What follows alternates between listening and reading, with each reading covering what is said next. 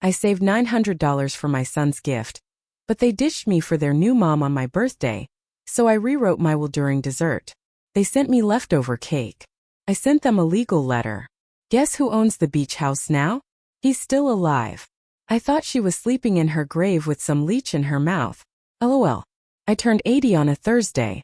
The air was crisp in Connecticut, with just enough sun to warm the porch and a breeze sharp enough to remind me I was still breathing.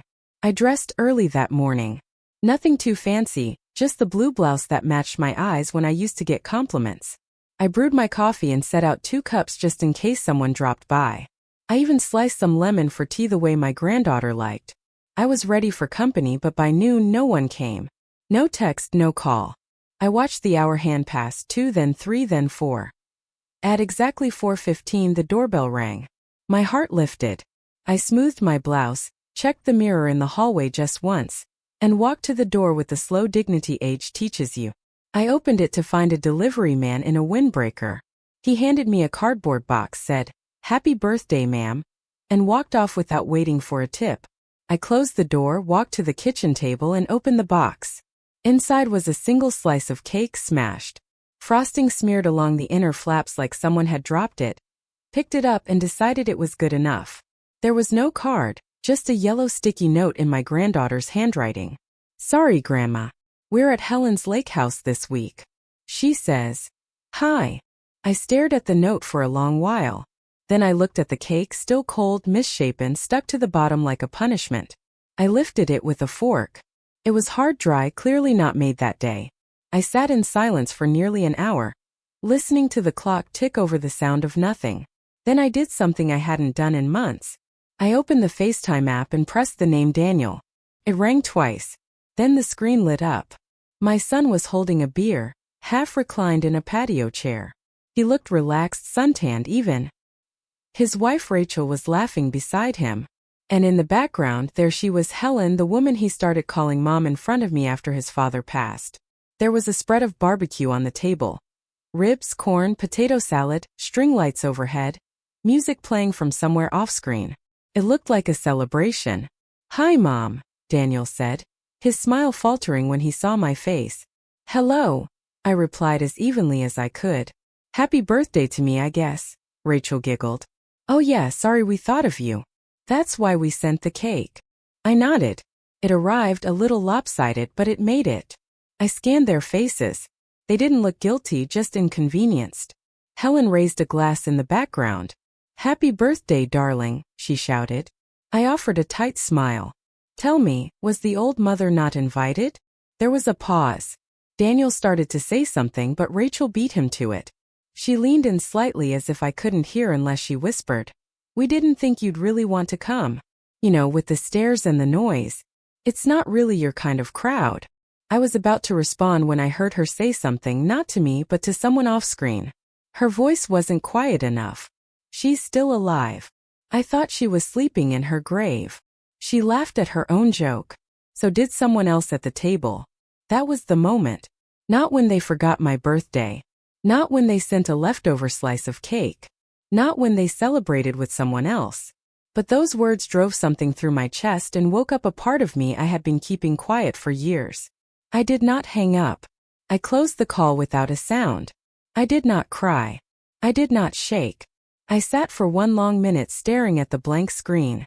And then I stood up and walked down the hall. I opened the closet, moved the old coats, and pulled out the iron safe that had sat in the corner for decades. I pressed in the combination. It clicked open, slow as molasses, and I reached in to retrieve what I hadn't touched in over a decade. The original deed to the beach house, the portfolio account I had opened 25 years ago when Daniel got married. And I thought, one day I'll give this to him. The trust papers, the contact card for my lawyer. Well-worn, corners soft. I laid it all on the dining table beside the smashed cake. Then I went to the sink and washed my hands. I was not just a mother anymore. I was not a relic to be shelved. I was a woman with her name still on every paper that mattered. And I was not going to be forgotten quietly. I began saving the day my husband passed away, not because I had to, but because I wanted to. I was 50 then, used to working 3 shifts as a nurse and taking care of the house. Money was tight, so I started small. $20 from each paycheck set aside in a separate savings account, marked simply Beach House Fund. It grew slowly at first, but I added dividends from a modest stock portfolio Walter and I set up years ago, interest from bonds, even the occasional tax refund or birthday check from relatives. I never saw it as wealth. I saw it as hope. Each deposit felt like a promise.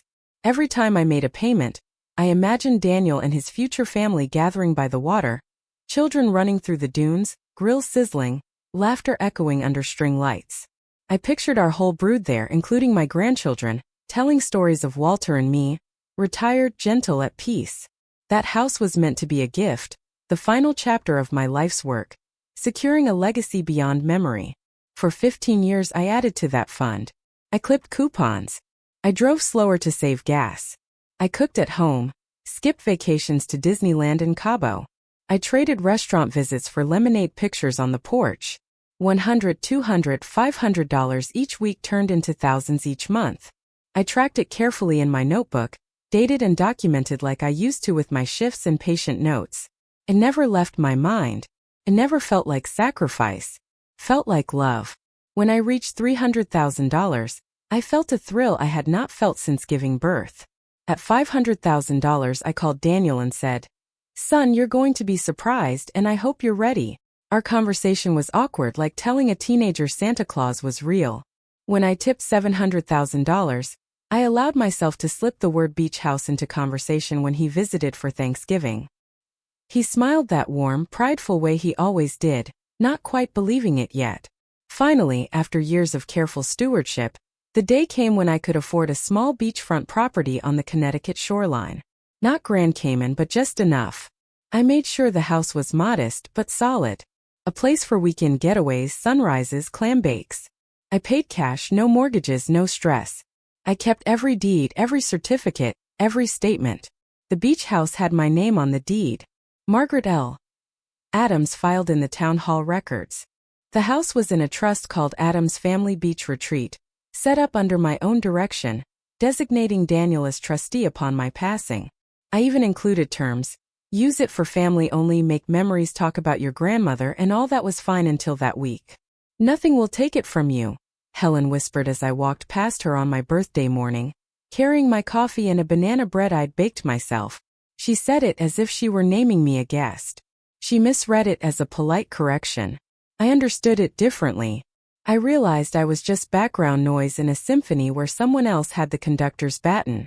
That night, as I sank into the lumpy couch cushion and looked back at the smashed cake that smelled like rejection, a feeling settled in my chest. It was not anger as much as clarity. They had never asked about the beach house. They had never mentioned the fund. When I had carefully laid out my gift, it became invisible. I was invisible. I opened the kitchen safe along the wall as though unveiling a time capsule, not to celebrate, but to retrieve what had become essential. I gently pulled cash statements from the vault of my past decisions. I unsheathed the envelope containing the trust documents. I found the deed, the IPO certificates, the retirement account records. None of it had their fingerprints, not one signature except mine. I laid them all on the counter beside the leftover cake, cold and crumbly. I closed the safe and turned off the light. I slept late the next morning. I woke with a sense of purpose I had not felt in years. I called my lawyer Helen Chan, the one who had helped me settle Walter's affairs back when I could barely say his name without tears in my voice. I asked her to meet me for coffee at the small cafe near the beach house. She appeared within the hour, blinking in the sunrise over the water. I didn't invite her in. I handed her the envelope with the originals. She glanced at what looked like legacy background on the house, account agreements, and the fund deposit history. I told her everything. The birthday snub, the meanness in Rachel's whispered remark, and the way Daniel had not corrected her. I told her that I loved them, but I didn't trust them anymore. Helen listened, not blinking, not judging. I told her the beach house and all my life savings were to be directed to an organization I worked with in my late 60s. Safe Harbor Foundation, a charity helping women who had lost everything. Shelter, dignity, family. Felt right. It felt powerful. After 2 hours of paperwork, I signed a new will. The beach house would now belong to Safe Harbor. The fund would provide an endowment. I named a new trustee, not Daniel, not Helen, someone I trusted from the board. I signed in red ink as the waitress poured my second coffee. I filled in every detail.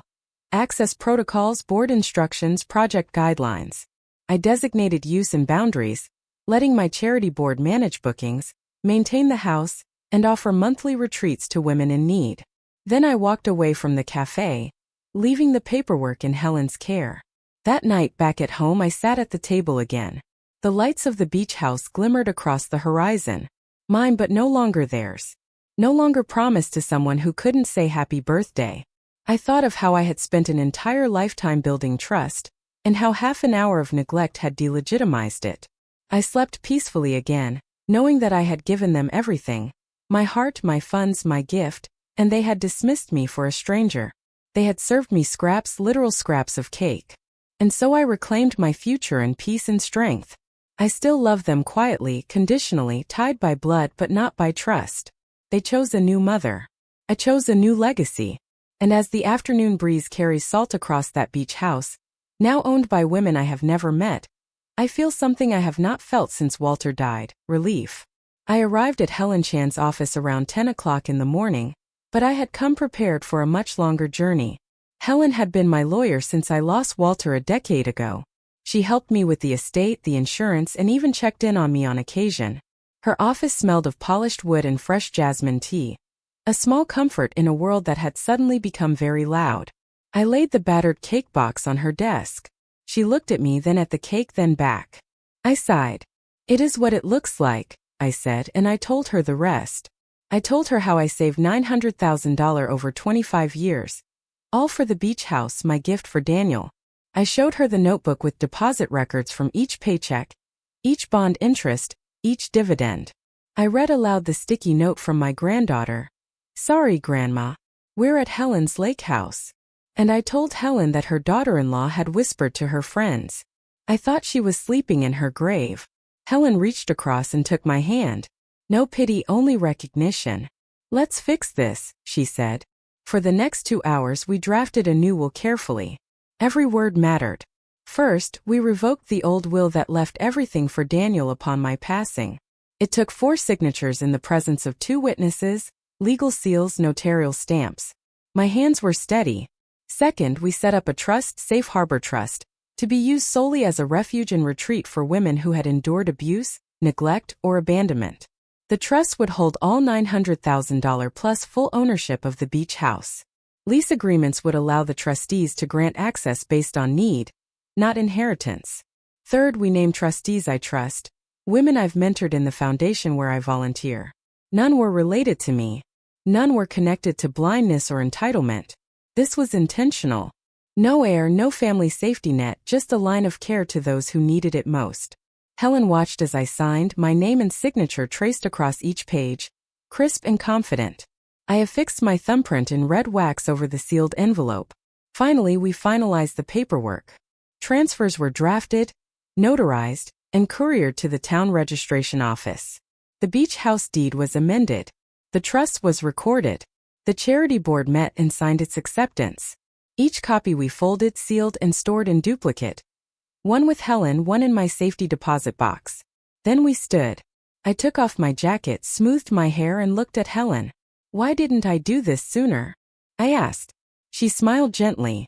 "Timing matters. And you waited until you had to." We walked out into the sun. She hugged me. I left the office lighter than I had been in years. I drove slowly past the marina, let the wind open my window, and felt something like peace. That evening I sat down with my dinner. Just fish and vegetables, nothing fancy. I poured myself a glass of wine. I looked at the clock, 8:30. I looked at the day's final email. Transfers completed. Trust funded. Deed recorded.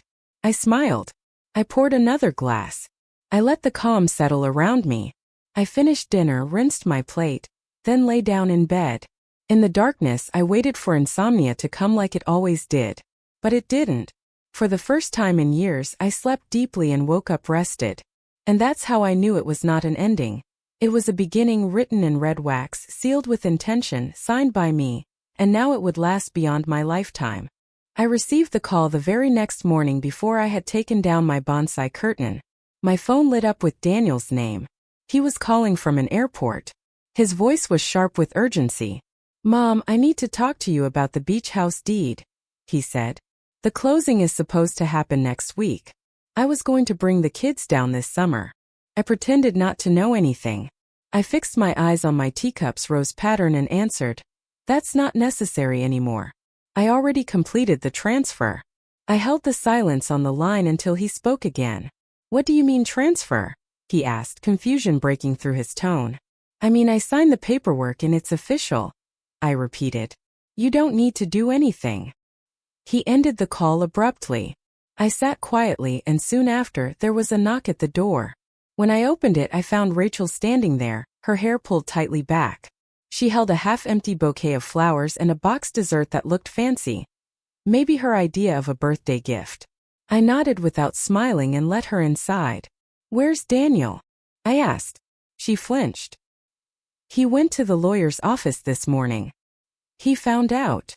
She lifted her chin and said, "I hope you realize what you just did." I said softly, "I realize who did not realize what I meant to them, and that they didn't deserve this gift in the first place." I walked her to the kitchen. She followed, arms crossed, clutching the flowers. I asked, "Want something to drink?" She shook her head. "No." She trailed off. I led her to the dining table and placed the boxed dessert in front of her. Mother's favorite. She looked at it, a mixture of anger and sadness in her eyes. I said, "You sent me cake scraps. Here's a fancy version you didn't even open." She didn't respond. Instead, Daniel's voice echoed through the front yard before I had time to sit down. "Mom, we need to talk." I heard his footsteps on the porch. Rachel grabbed her box and left without a word. I opened the door for him. He was pressed up against my porch railing, face flushed red, sleeves rolled up as if he intended to fight. He spoke without hesitation. "Why did you do it? Why would you transfer the beach house away when it was supposed to be mine?" I leaned against the frame and sighed. "It was supposed to be yours," I said quietly, "until you made it clear you didn't want me to be yours." He stumbled closer. "I didn't. I mean, Rachel asked me not to mention it." His voice faltered. I held up a hand. "It doesn't matter. I'm not here for excuses." He looked around as though searching for agreement. "But we..." His voice cracked. Then he stopped. "This house was supposed to be ours. You gave it to us." I nodded slowly, then glanced at a small framed photo atop the nearby sideboard. The battered cake from my birthday. I walked inside and retrieved a worn photograph from my wallet. It showed the cake slice pressed into the bottom of the box with frosting stuck to the lid. I placed it flat on the table. "Do you see this?" I asked. He leaned in. I said, "You sent this to me. The only thing my family thought I deserved." I looked up at him. He swallowed. The afternoon light fell between us. I drew in a breath.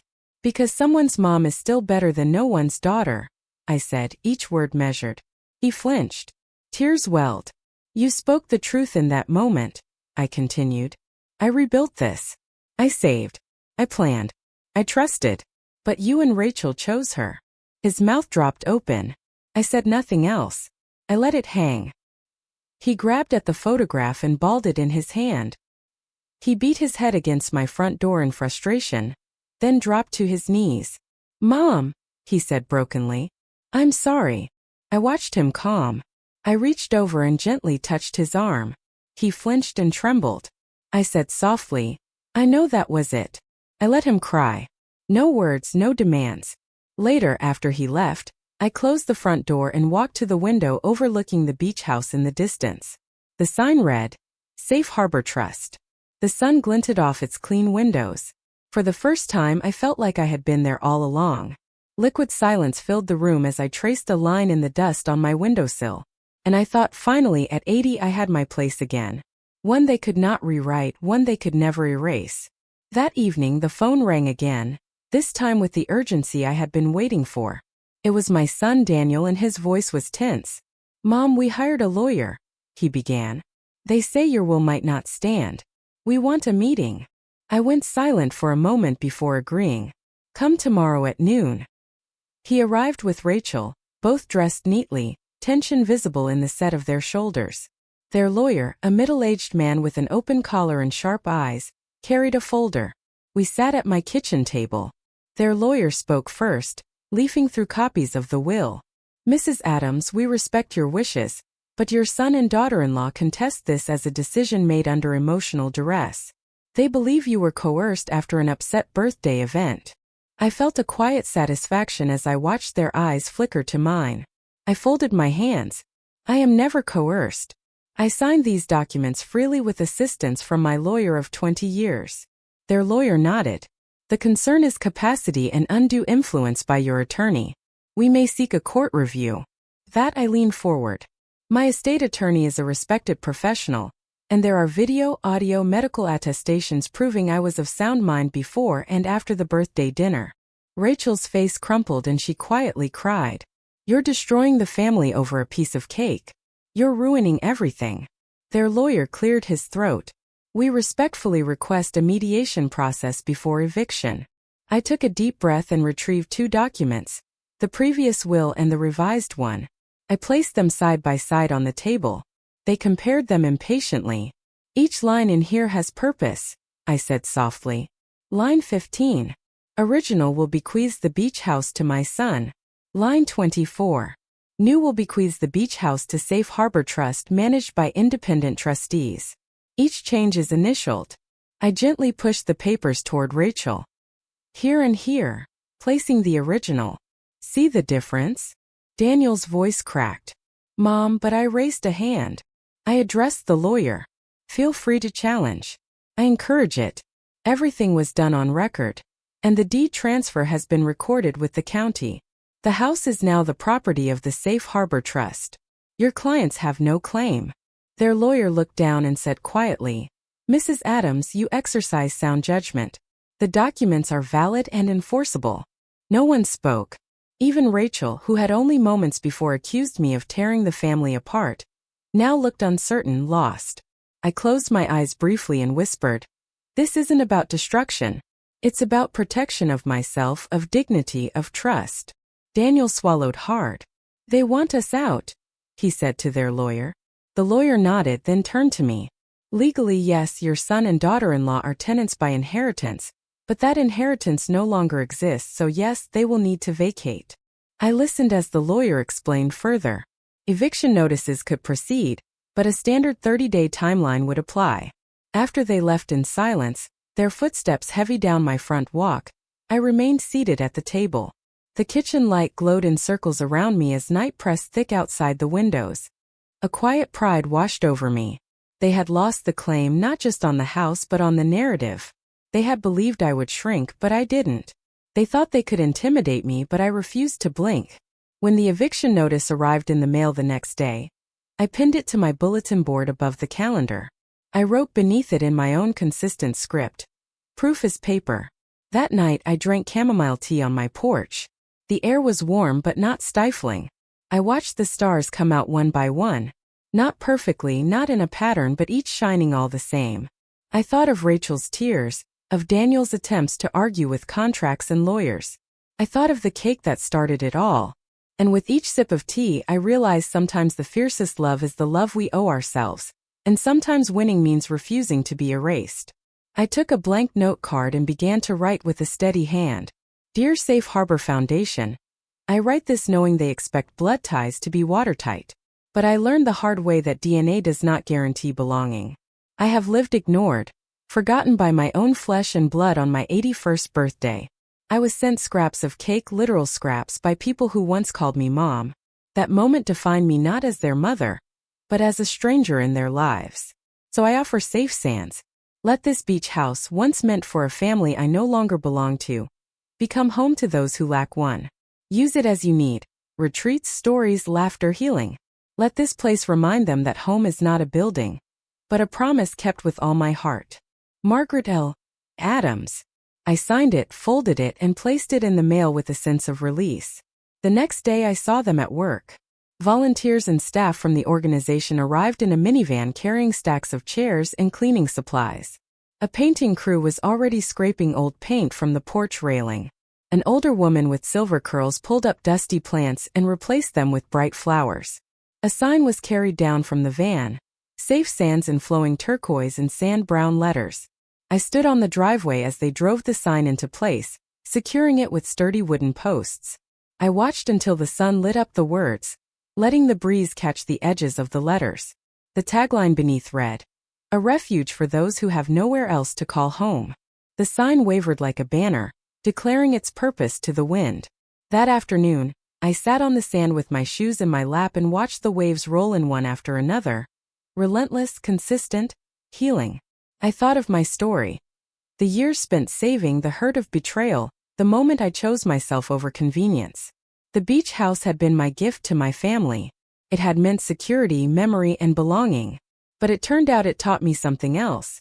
That sometimes the gift we prepare for others becomes a gift for ourselves when we finally claim it. A volunteer approached and offered me a cup of coffee.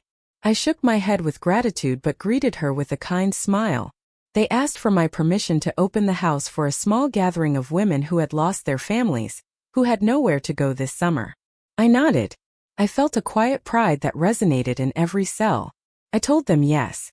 Later that evening, as the sun set over the horizon in streaks of golden pink, I took a solitary walk along the shore. I held my jacket in my arms, not because it was cold, but because I wanted my hands free. I let the sea foam lick at the toes of my sandals.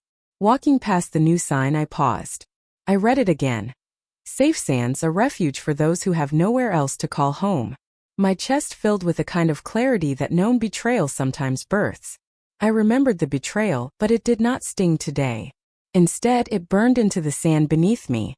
A lesson. My dignity had found a postal address. My voice had found a doorway. I closed my eyes, felt the breeze on my cheeks, and let the final piece fall into place. I was no longer a relic in my own story. I was not the leftover, the discarded, the no one's daughter. I was a founder, a protector, a mother to women who had lost everything. And that name, Margaret L. Adams, would now live on in beachside laughter, in tears of healing, in new memories built on purpose rather than bloodline. As I opened my eyes and turned homeward, I knew this was more than closure. It was legacy. I began receiving letters shortly after the beach house reopened its doors as Safe Sands, a name I'd chosen for its promise of sanctuary. The first one came with lavender petals tucked between the pages. The envelope was scripted in flourished handwriting and simply read, "To the woman who saved the rest of us." Inside was a note. "Dear Mrs. Adams or founder, how I wish to call you. I have lived 73 years and have never heard the word mother in kindness. Not once. But at Safe Sands today, one of the volunteers introduced themselves as your mom away from home. I felt my heart tighten like someone had opened a door in me I forgot existed. Thank you for letting me taste that word." I folded the letter, ran my fingers over it, and tucked it into my journal. My breath caught because in that moment I understood that what I had built was alive. Not just in sand but in souls. Over the following weeks, I returned to Safe Sands often. Some mornings to pour tea, others to simply sit and listen. I watched women emerge from cars carrying small duffels, hunched over from years of hardship or abandonment. They stepped onto the porch with cautious hope, unsure if this place was meant for ghosts like them, but stayed because the air smelled like forgiveness. They gathered under the shade by the windowsill, some reading worn paperback romances, others doing gentle tai chi, arms reaching upward as if they still believed there was something left to reach for. I saw stiff shoulders relax, dull eyes awaken. I saw the fragile edges of people beginning to smile. One afternoon, a small group gathered for a gratitude circle. A woman named Ruth spoke. She had once lived under a bridge when Richard Gere was still in reruns. She said, "For years people called me inconvenient, a mistake, someone beneath notice. But here I am, family. I might not be blood, but I belong." They folded their hands across their laps, tears welling in quiet unity. And when she called me mother, every drop of doubt I ever felt seemed to wash away. I remembered how Rachel had said I was destroying my family. Instead, I was rebuilding another one without the hurt, the expectation, the silence. Word spread. Other women came. Older wives left after retirement. Grandmothers whose children forgot birthdays. Sisters who lost siblings to distance and bitterness. All welcomed here. No questions asked. All heard by volunteers. All given a bed, a meal, a friend. One letter came from a woman named Clara. I held my granddaughter today and read her a bedtime story. Not because she was mine, but because I was given a moment to matter. That's what you did when you redirected that gift. You gave me back a life that ended years ago. I set the letter aside to read again another day. In my mind, I no longer saw myself as the 80-year-old woman with nothing but memories. I was the founder, the person who turned heartbreak into hope, isolation into inclusion. On the porch steps one evening, I looked out at the beach house glowing lights, heard laughter drifting from inside, smelled vanilla from baking bread. I whispered aloud, not to anyone in particular, I am not a burden. I am a beginning. Later, I discovered that somewhere in the Foundation's annual report, my name was listed below the Safe Sands logo in honor of Margaret L. Adams, our founder. A book of photos showed small groups in board shorts planting flowers. A banner of welcome home over the porch. My picture was tucked in a corner, not stuck behind glass, but among smiling faces of women who had reclaimed theirs. That night I closed my eyes and fell asleep, feeling something I had not felt in decades. Full. Not full of anger or hurt or hope. I was simply fulfilled. Because the greatest inheritance I could leave was not the sand or the siding or the savings. It was the sound of someone saying, I wish you were my mother, and seeing someone believe it because I was again somebody's mother. I sat on the porch steps that morning holding a steaming cup of chamomile tea when a young volunteer named Maya approached me. She wore the Safe Sands apron and an earnest expression. Maggie, she said gently. So many people still called me that. Sometimes I still get surprised that a woman of your age doesn't feel lonely. How do you do it? I smiled and poured another drop of tea into my cup. The horizon cracked with soft gold as the sun rose. And I watched the front of the beach house, plants blooming, the signs swaying, women walking inside to morning yoga. Maya, I began, my voice steady. Family is not about blood or names or who shows up as your mother. Family is whoever remembers your birthday. I paused to let that sink in. It is the people who say your name and mean it who celebrate you not because they have to, but because they want to. Her eyes glistened. She nodded, understanding not just my words, but a lifetime behind them. She looked at the house itself. Gone were the heavy drapes and stiff curtains that once made it feel like a museum. Now the windows were open, laughter drifting out like music. The walls crackled with conversation, soft, gentle, alive. Inside were mismatched cushions, handmade quilts, fresh fruit on the counter, and a group gathered for breakfast. Some were reading newspapers, others chatting over juice. I took a sip of tea. I thought about that morning I unwrapped the lopsided cake on my birthday. How they gave me scraps, literal leftovers, as though I were only entitled to leftovers in every part of my life. That day I had felt invisible, forgotten, reduced.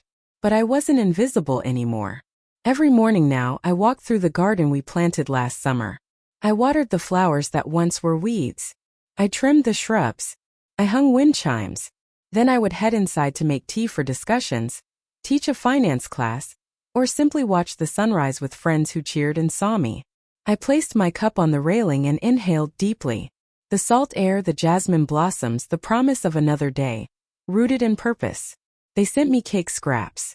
I gave them proof that mothers are more than expected roles. They are legacies. On my 81st birthday, I lost a family that only remembered how to forget me. But I gained one I never expected. One built on the first rule of a home, to remember. And I gave them the greatest gift I had, dignity. As I took another sip, sunlight sparkling through the trees overhead, I whispered to the breeze. I did not lose a family. I lost an illusion. And in place of lies and bloodlines, I found truth. In the laughter, the letters, the calls, the smiles, a legacy not inherited but earned. And finally, at 81, I lived as though I belonged. No longer buried by family history, but alive because I dared to rewrite it.